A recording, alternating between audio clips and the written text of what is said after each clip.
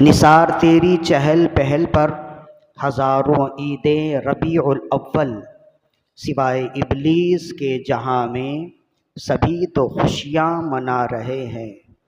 نصیب چمکے ہیں فرشیوں کے کہ عرش کے چاند آ رہے ہیں۔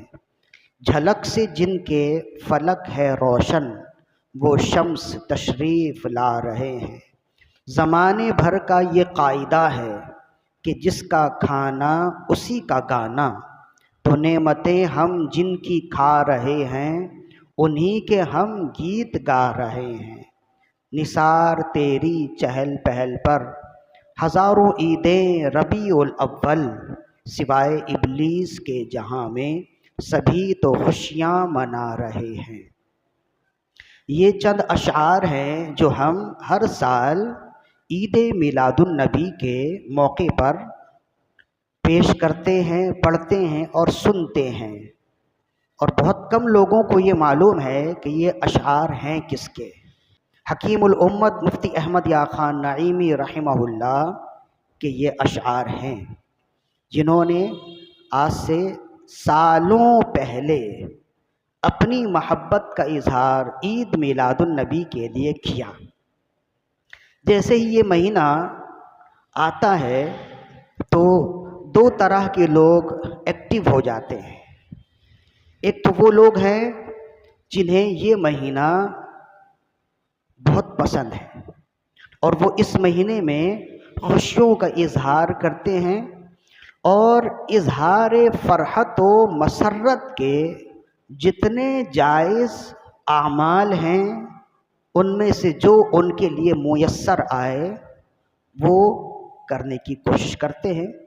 ظاہر ہے کہ خوشی کے انداز تو بہت ہیں اور خوشی منانے کے جائز طریقے بھی بہت ہیں، لیکن ضروری نہیں ہے کہ ہر شخص کو ہر طریقہ میسر آ جائے۔ جس کو جتنا میسر آتا ہے، جو خوشی منانے کے لیے جتنا کر سکتا ہے وہ کرتا ہے۔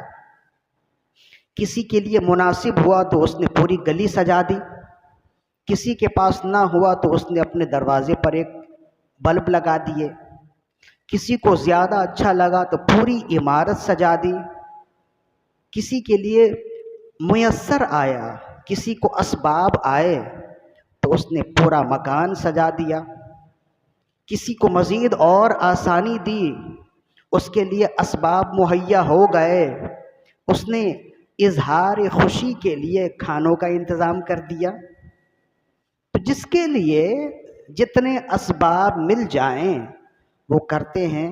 مطلب یہ ہے کہ خوشی منانے کے جائز انداز جتنے ہیں، یہ مہینہ آتے ہی کثیر مسلمان شرق سے لے کے غرب تک اپنے آقا صلی اللہ علیہ وسلم کی ولادت کی خوشی کا اظہار کرتے ہیں، اور یہ کرنا بھی چاہیے۔ دوسرے وہ لوگ ہیں جنہیں ہر مسئلے میں کوئی نہ کوئی اعتراض ضرور ہوتا ہے، وہ نام ماننے والوں میں سے ہیں۔ ان کے لیے 11ویں کا معاملہ آ جائے تب بھی وہ نہ ماننے والے۔ شب معراج میں عبادت کی رات ہے، شب معراج عبادت کی رات ہے، اس رات میں رسول اللہ کا معراج بیان کیا جاتا، آپ کے فضائل و کمالات، معراج کے اسباب بیان کیے جاتے، معراج میں آپ نے جو دیکھا وہ بیان کیا جاتا۔ تو بعض لوگوں کو اس میں بھی تکلیف ہوتی ہے اور وہ اس کا انکار کرتے ہیں۔ پھر شب برات آ جائے جو عبادت کی رات ہے اور احادیث سے ثابت، کثیر احادیث سے ثابت، تو وہ اس کا بھی انکار کرتے۔ تو بعض لوگوں نے اپنی طبیعت بنا لی ہے، بلکہ اس کو اور ایک اور لفظ کا اضافہ کر لیجئے، بعض لوگوں نے اپنی زندگی کا یہ مشن بنا لیا ہے کہ نہ خود اچھے کام کریں گے اور نہ ہی دوسروں کو کرنے دیں گے۔ تو وہ یہ کام کرتے ہیں تو وہ بھی ایکٹیو ہو جاتے، جب میلاد کا سلسلہ ہو، جب آپ چراغاں کریں تو پھر کہیں کہ چراغاں کہاں سے ثابت ہے، یہ دکھائیں۔ جب آپ جھنڈے لگائیں عید میلاد النبی کی خوشی میں تو پھر وہ اعتراض کریں یہ جھنڈے لگانا کہاں سے ثابت، تو یہ بتائیں۔ جب آپ جلوس میلاد نکالیں پھر وہ اعتراض کرتے کہ جلوس میلاد نکالنا کہاں سے ثابت، یہ بتائیں۔ تو گویا کہ وہ کسی نہ کسی طرح الجھانے کی کوشش کرتے ہیں۔ ایسے اعتراض کرنے والوں کا سیدھا سادہ ایک جواب تو یہ ہے کہ ان سے کہیں کہ ہر ایک عمل کا جواب موجود ہے، لیکن ہم 12ویں کے بعد بات کریں گے، تاکہ وہ ہمیں الجھا نہ دے نا۔ اب پتہ چلا ہم ان کے سوال و جواب میں ہی الجھے ہوئے ہیں اور 12ویں کی خوشی ہماری خراب ہو، خدا نہ خواستہ۔ تو ان سے کہیں ہمارے علماء نے جھنڈے لگانے کی دلیل بھی دی ہے، عید میلاد النبی کے موقع پر خوشی کے اظہار کے لیے چراغاں کرنے کی دلیل بھی دی ہے کتاب و سنت سے، رسول اللہ کی ولادت پر خوشی منانے کی دلیل بھی دی ہے کتاب و سنت سے، جلوس میلاد نکالنے کی دلیل بھی دی ہے کتاب و سنت سے۔ وہ ہم سب دیں گے لیکن ہم 12ویں کے بعد بات کریں گے، اس لیے کہ اگر ہم تمہارے سوال و جواب میں ہی الجھ گئے تو 12ویں کی تیاری ہماری نامکمل رہ جائے گی۔ تو پھر 12ویں کے بعد وہ خود بھی آپ سے بات نہیں کریں گے، اس لیے کہ 12ویں تک ہی ان کا مشن ہے۔ 12ویں کے بعد تو ان کا مشن خود ہی ختم ہو جائے گا۔ آپ دیکھیں 12ویں کے بعد پوسٹیں ختم ہو جائیں گی، پھر دوسری پوسٹیں شروع ہوں گی، وہ 11ویں کی پوسٹیں شروع ہو جائیں گی۔ دو لفظوں میں یہ یاد رکھیے کہ اپنے علماء پر اعتماد کیجئے، ایک، اور دوسرا یہ کہ آپ کے علماء نہ خود گمراہ ہیں اور نہ ہی وہ آپ کو گمراہی کی طرف ڈالیں گے۔ جب وہ کہتے ہیں یہ جائز ہے تو یقین کر لیجئے کہ یہ جائز ہے، اور جب وہ کہیں یہ ناجائز ہے تو یقین کر لیجئے کہ یہ ناجائز ہے، اس لیے کہ ہماری پرورش اور ہماری تربیت گمراہی میں ہوئی نہیں۔ اگر ایک چیز میں ناجائز ہونے کا تھوڑا سا بھی پہلو نکلے نا، ہم اسی وقت اس کا گلا پکڑ لیتے ہیں، ہم آگے بڑھنے نہیں دیتے، وہیں اسے روک دیتے ہیں کہ نہیں اس سے گمراہیت پھیلے گی، یہ عمل چھوڑ دو۔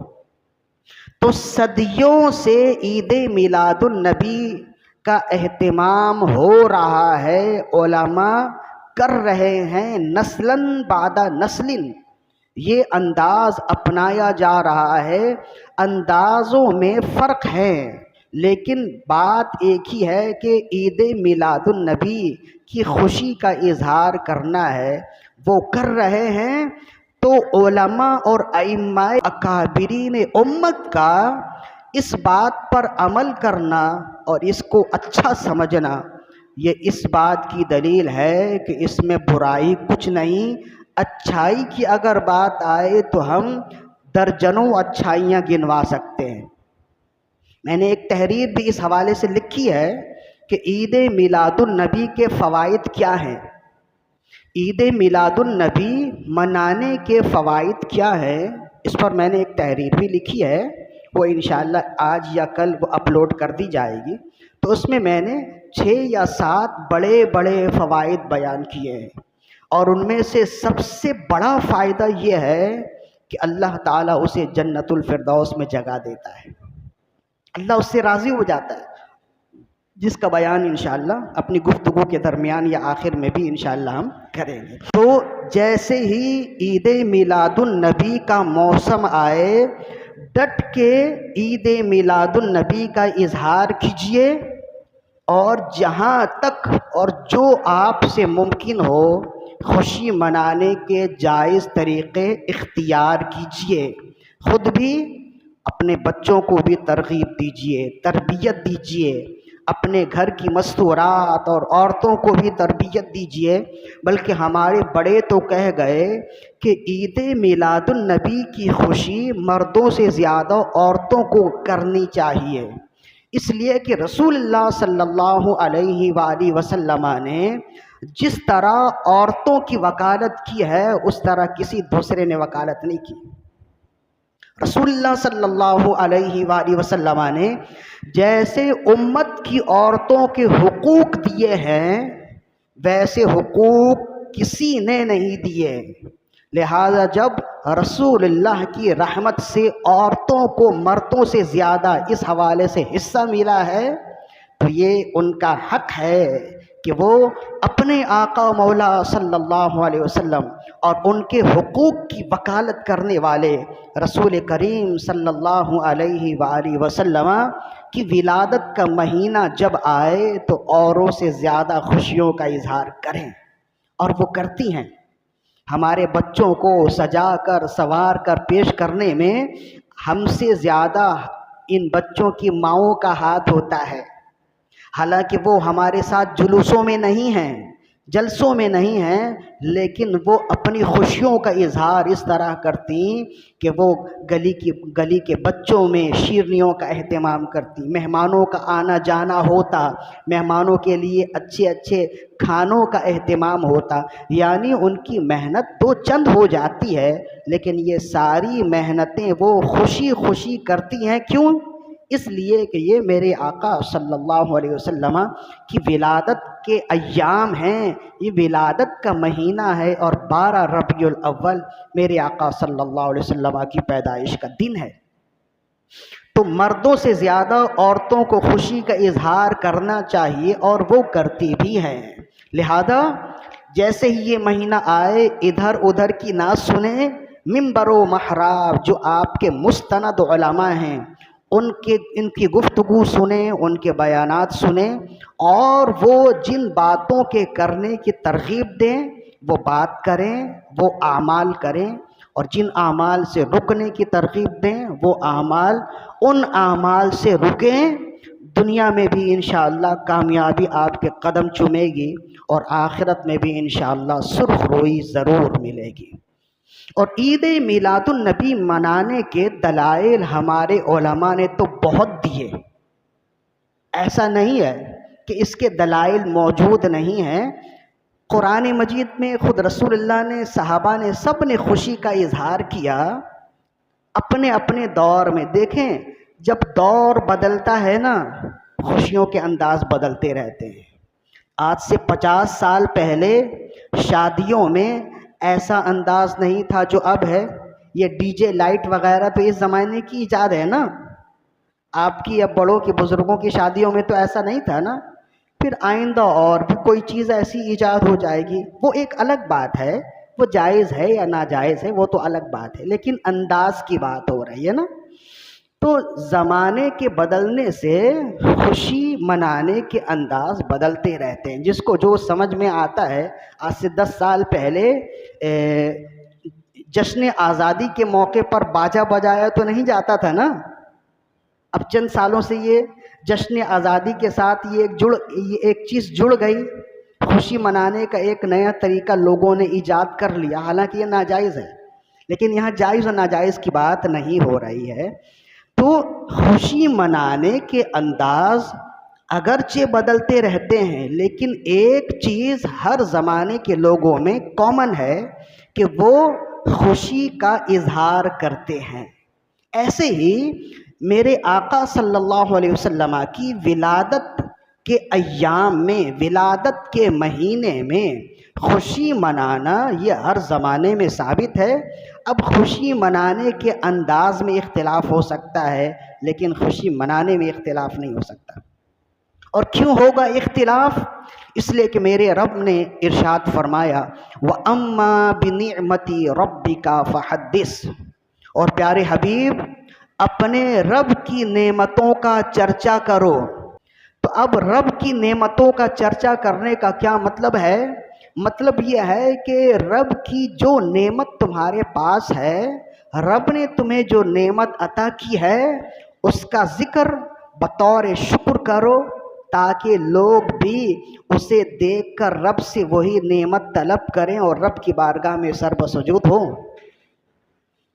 مطلب رب نے تمہیں اولاد دی تو اولاد کی نعمت کا شکر ادا کرو، اور وہ شکر یہ ہے کہ اولاد کو رب کی اطاعت اور فرما برداری کے کاموں میں لگاؤ۔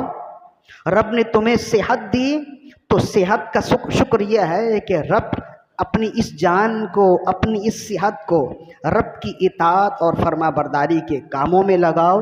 رب نے تمہیں دولت دی تو اس کا شکر یہ ہے کہ تم اس دولت کا اظہار کرو۔ اس دولت کا اظہار اس طرح کرو کہ غریبوں کو، ضرورت مندوں کو، مسکینوں کو، فقیروں کو، بھوکوں کو کھانا کھلاؤ، ان کی ضروریات پوری کرو۔ وہ تو ایک حدیث ہے نا کہ ایک شخص بارگاہ رسالت میں حاضر ہوا، امام سیوطی نے اس کو لکھا۔ ایک شخص بارگاہ رسالت میں حاضر ہوا، کپڑے پھٹے ہوئے ہیں، بال الجھے ہوئے ہیں، تو آپ نے اس کی طرف دیکھا اور دیکھ کر آپ نے ناپسندیدگی کا اظہار کیا، اور پھر آپ نے اس سے پوچھا کہ کیا اللہ نے تمہیں کوئی نعمت نہیں دی؟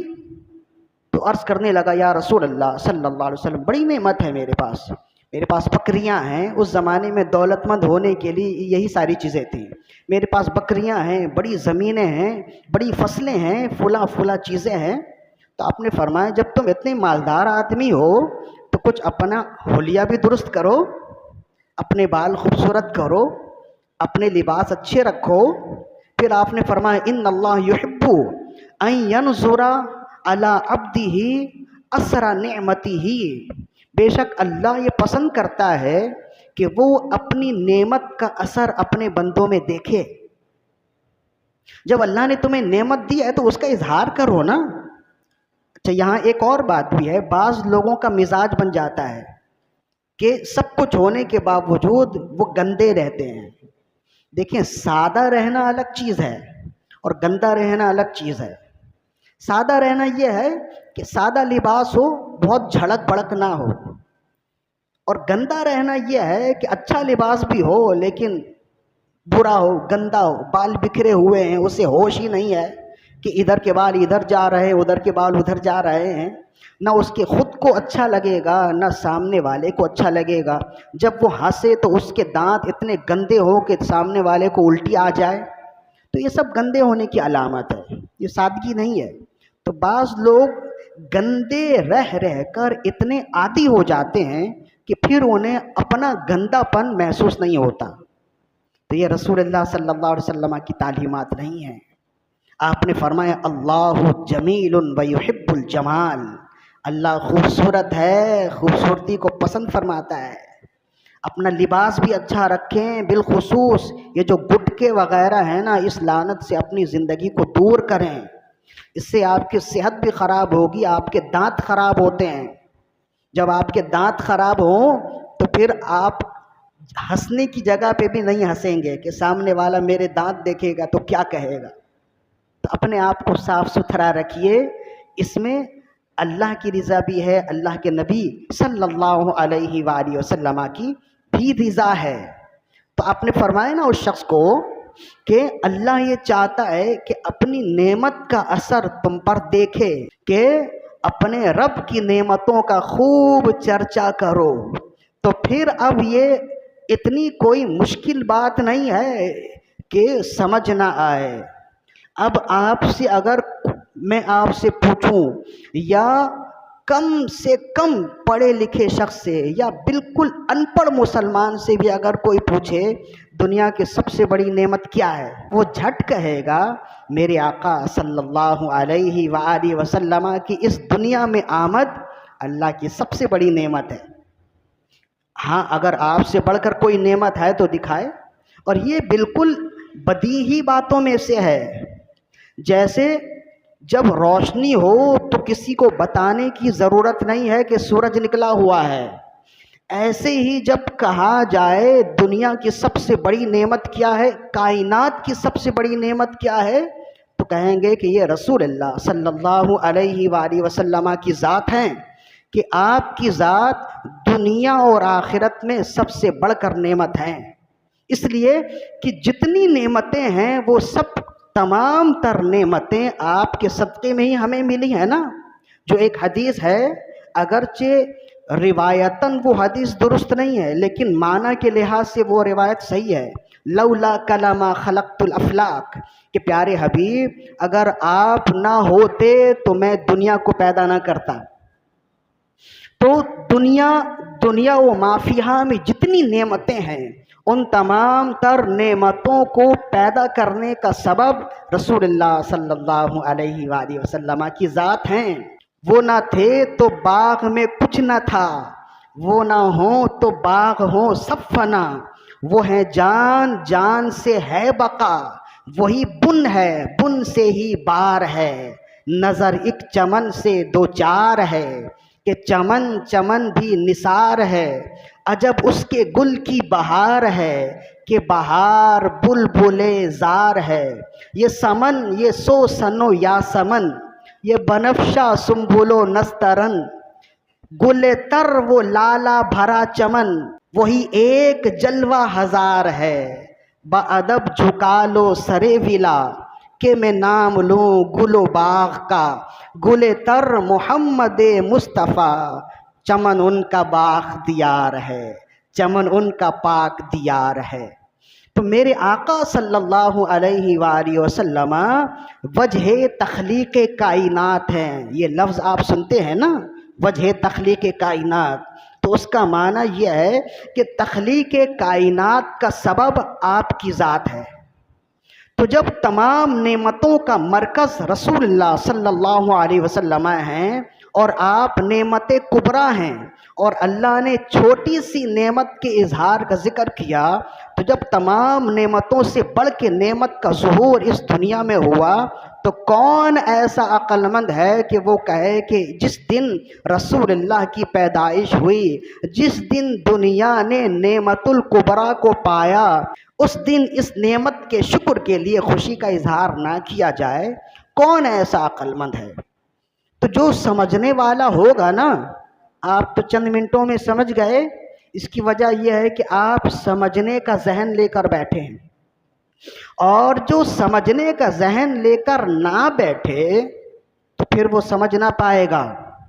کہتے ہیں نا کہ ایک انسان، ایک نفیس انسان جب باغ میں جائے تو وہ وہاں جا کر خوشبو تلاش کرے گا، وہ وہاں جا کر پھول تلاش کرے گا، تو وہاں سے اسے خوشبو بھی ملے گی، پھول بھی ملیں گے۔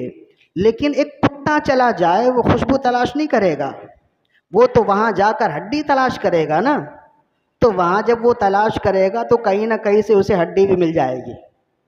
تو بات یہ ہے کہ آپ تلاش کیا کر رہے ہیں۔ اگر آپ جشن عید میلاد النبی منانے کا جواز خالی الذہن ہو کر صحیح انداز میں با ادب ذہن لے کر تلاش کریں گے تو قرآن میں بھی ملے گا، حدیث میں بھی ملے گا، صحابہ کرام کے اقوال اور ان کے طریقے پہ بھی ملیں گے۔ لیکن اگر آپ کا ذہن یہ ہو کہ میں نے تو ماننا ہی نہیں ہے، تو پھر آپ تلاش کرتے رہیں، آپ کو کہیں بھی کچھ نہیں ملے گا۔ آنکھ والے تیرے جوبن کا تماشا دیکھے، دیدائے کور کو کیا آئے نظر، کیا دیکھے؟ جو آنکھ والے ہیں وہی یہ ساری چیزیں دیکھ سکتے ہیں۔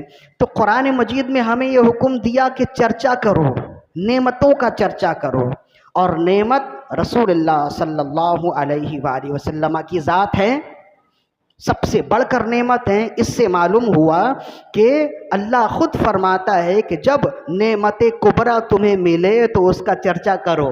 تو یہ تو قرآن مجید کی آیت ہے، اب اس کا کوئی انکار کر سکتا ہے؟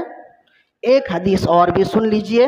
ہمارا عقیدہ یہ ہے کہ میلاد منانا یہ اللہ نے بھی ہمیں حکم دیا جو ہم نے بیان کر دیا، اور خود رسول اللہ صلی اللہ علیہ وآلہ وسلم نے بھی اپنا میلاد منایا۔ اب وہ کس طرح؟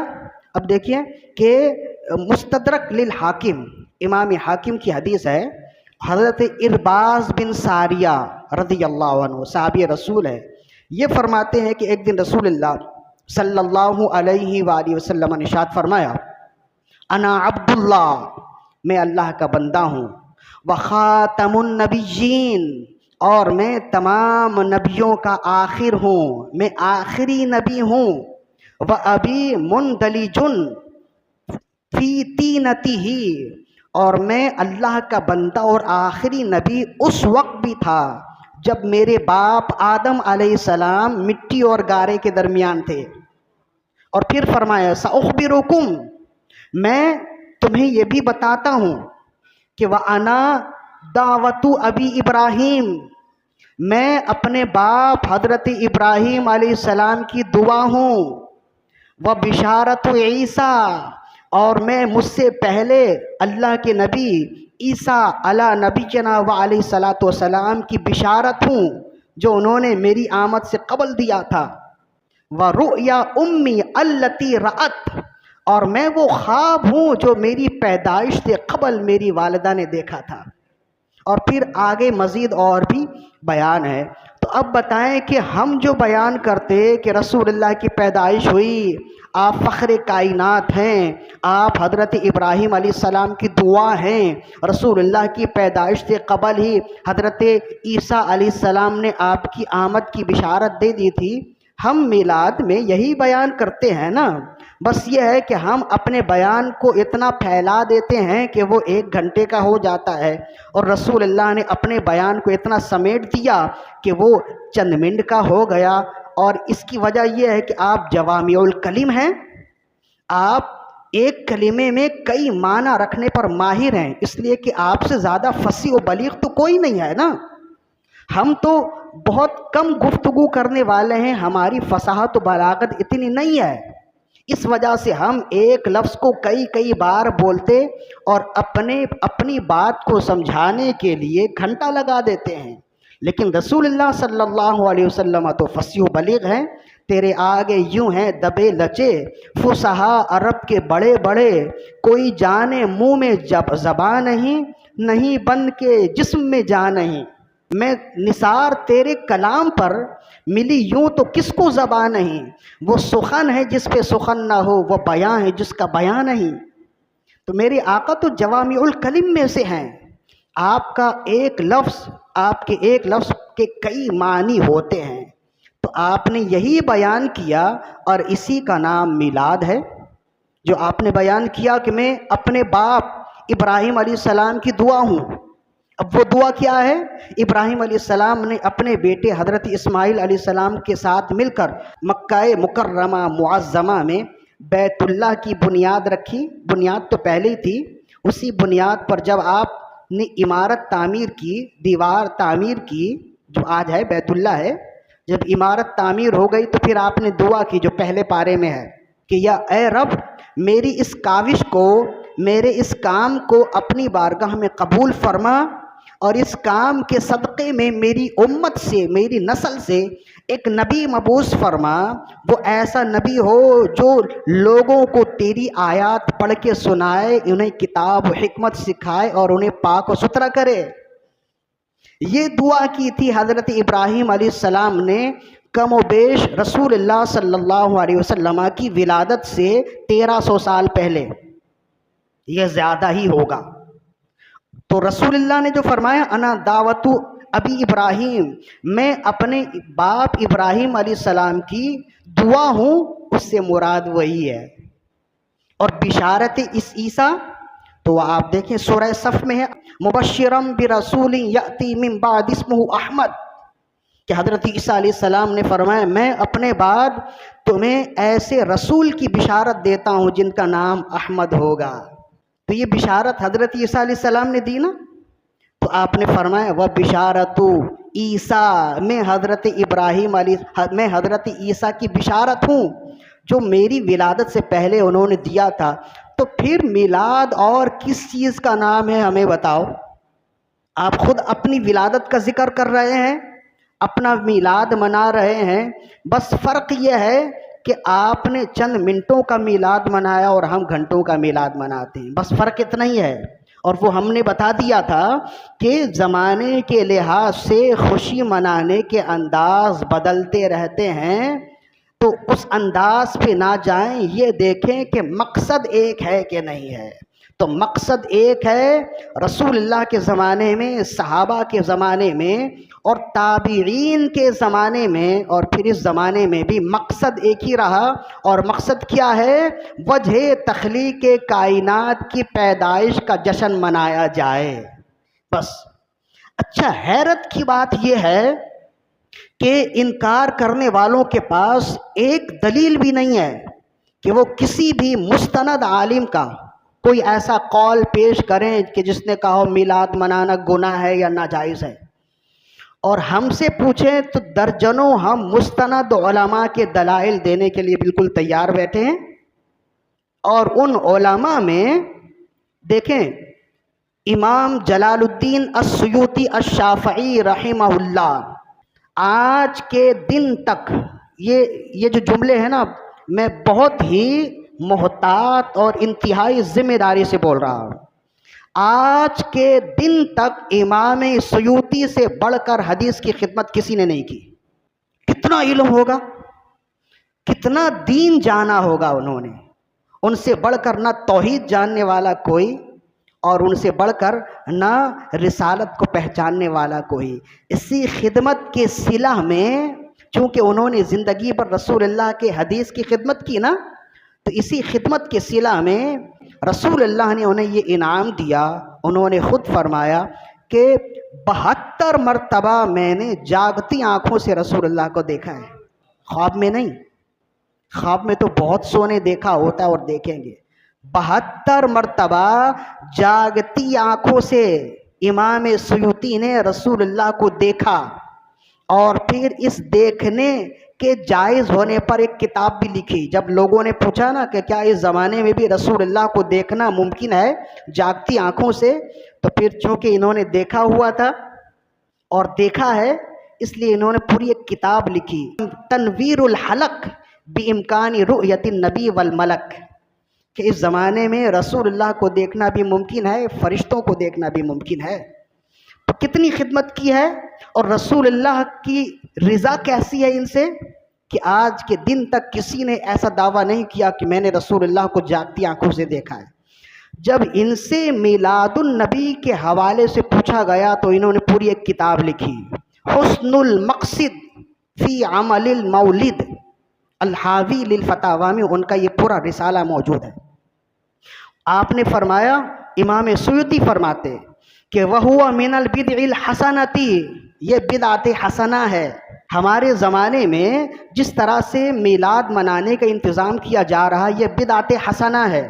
اور پھر فرمایا یُصَابُ صَاحِبُهَا، لیکن جو میلاد النبی کا اہتمام کرے گا ثواب پائے گا، لما فیہ من تعظیم قدر النبی صلی اللہ علیہ وسلم والفرح والاستبشار بمولدہ الشریف صلی اللہ علیہ وآلہ وسلم۔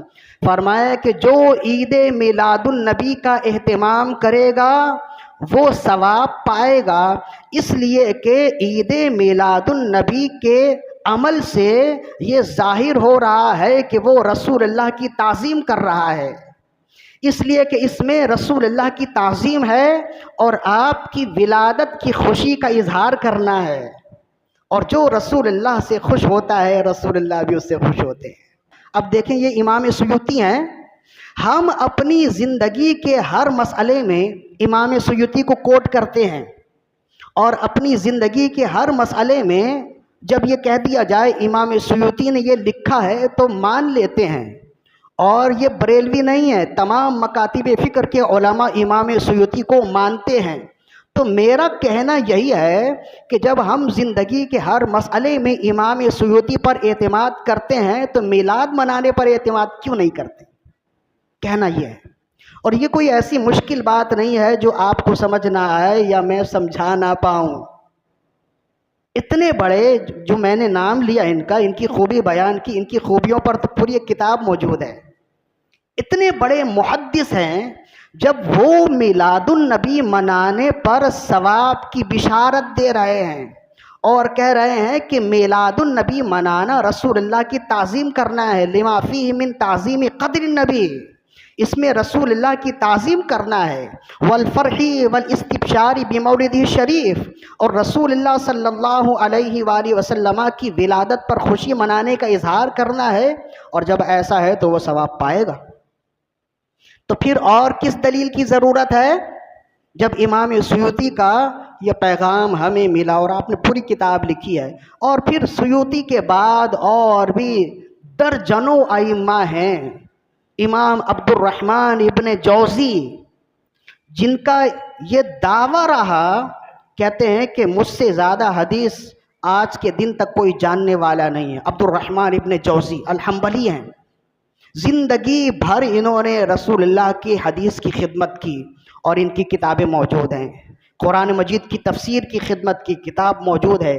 امام الجرح والتعدیل ہیں، حدیث پر جرح کرنے والے، تعدیل ائمہ محدثین ان کی تقلید کرتے حدیث کی جرح میں، اتنے بڑے محدث ہیں۔ جب ان سے پوچھا کہ میلاد النبی منانے کے حوالے سے کیا ثبوت ہے اور کیا فائدہ ہے، آپ نے بھی پوری ایک کتاب لکھی میلاد النبی کے فوائد پر، اور اس میں سے ایک جملہ آپ نے لکھا، فرمایا میلاد النبی کے فوائد تو بہت ہیں، اس میں سے ایک فائدہ یہ بھی ہے کہ ارغام الشیطان و ادعام اہل الایمان۔ فرمایا میلاد النبی منانے کے بہت سے فوائد ہیں، اس میں سے ایک فائدہ یہ ہے کہ جشن عید میلاد النبی منانے سے شیطان ذلیل و خوار ہوتا ہے اور اہل ایمان کے دل مسرور ہوتے ہیں۔ یہ عبد الرحمن ابن جوزی لکھ رہے ہیں۔ تو اب یہ جشن عید میلاد النبی یہ ایک کسوٹی ہو گیا۔ اب یہ آئے، جیسے ہی عید میلاد النبی کا زمانہ آئے، کسی کا دل مسرور ہو تو وہ سمجھ جائے کہ وہ پاکیزہ دل والا ہے، اور اگر کسی کے دل میں یہ مہینہ آتے ہی گھبراہٹ شروع ہو جائے تو پھر وہ اپنے دل کا علاج کروائے، اس لیے کہ وہ شیطان کا ساتھ دینے والا ہے۔ تو اس طرح کے دلائل بہت ہیں جو ہمارے علماء نے دیے۔ امام قسطلانی شارح بخاری ہیں، آج کے دن تک بخاری کی کتاب ان کی موجود ہے، بخاری کی شرح کرنے والے ہیں، شارح بخاری۔ یہ فرماتے ہیں فرح اللہ امرأن اتخذ لیالی شہر مولدہ الشریفی اعیادن، اللہ ان لوگوں پر رحمت و رضوان کی بارش فرمائے جنہوں نے عید میلاد النبی کی رات کو عید بنا دیا۔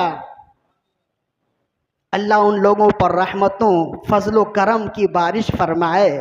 تو یہ اتنے بڑے بڑے ائمہ ہیں، اتنے بڑے بڑے اکابرین امت ہیں، جب انہوں نے اس کے جواز پر کتابیں لکھی اور جب وہ خود ہی یہ کرتے رہے تو ہمیں بھی یہ کرتے رہنا چاہیے۔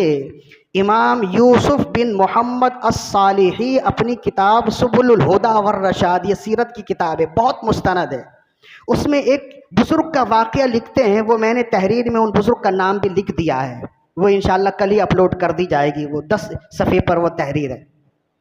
آپ فرماتے ہیں کہ انہوں نے خواب میں رسول اللہ صلی اللہ علیہ وآلہ وسلم کو دیکھا، اور دیکھنے کے بعد عرض کی یا رسول اللہ، یہ آپ کی ولادت کی خوشی منانے کے فضائل پر ما یقولہ الفقہاء والعلماء، یہ جو فقہاء اور علماء بیان کرتے ہیں، کیا یہ صحیح بات ہے؟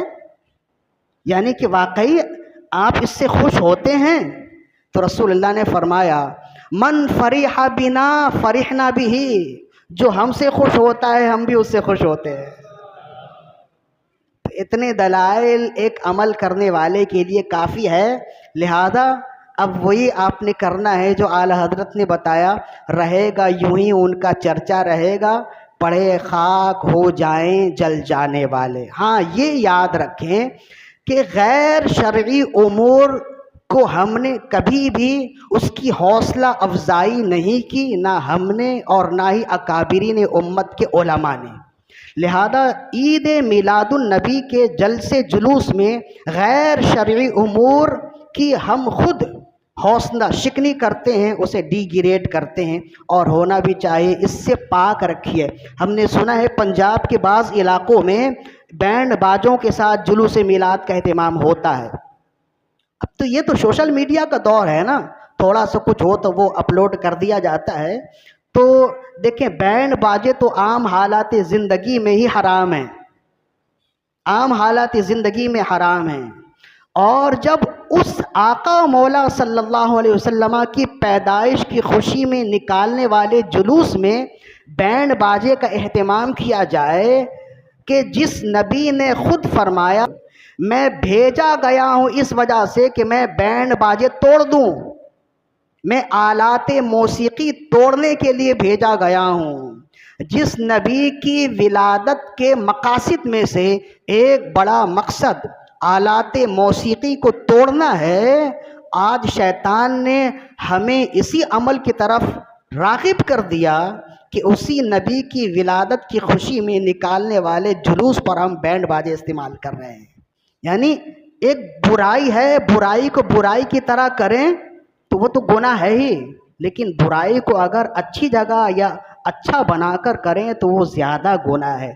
ان باتوں سے رکنا ضروری ہے، اور عید میلاد النبی کا خوب اہتمام کیجئے، صدقات و خیرات کا بھی اہتمام کیجئے۔